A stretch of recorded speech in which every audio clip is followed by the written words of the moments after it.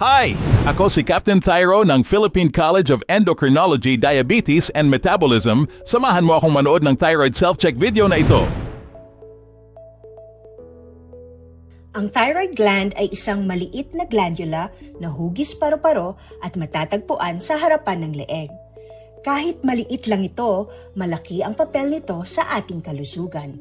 Gumagawa ito ng hormones na kumukontrol sa ating enerhiya, metabolismo at iba pang mahahalagang gawain ng katawan gaya ng pagtibok ng puso, pagproseso ng pagkain, pati na ang timbang at pakiramdam natin. Kapag may problema ang thyroid, apektado din ang buong katawan, kaya mahalagang suriin ito at panatilihing malusog. Paano nga ba ginagawa ang thyroid self-check? Simple lang po. Kailangan mo lamang ng salamin at isang basong tubig. Una, humarap sa salamin. Siguraduhin kita ng malinaw ang iyong leeg. Pangalawa, hanapin ang lugar ng thyroid.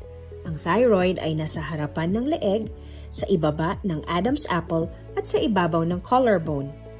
Pangatlo, tumingala o itaas ang ulo. Mas magiging malinaw ang bahagi ng leeg. Pang-apat, uminom ng kaunting tubig. Lunukin ito habang nakatingin sa salamin. Tingnan kung may umbok, bukol o kakaibang galaw sa lugar ng thyroid.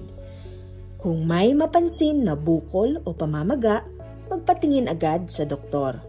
Maraming salamat sa panunood. Ito ay handog sa inyo ng Thyroid Advocacy Council ng PCEDM.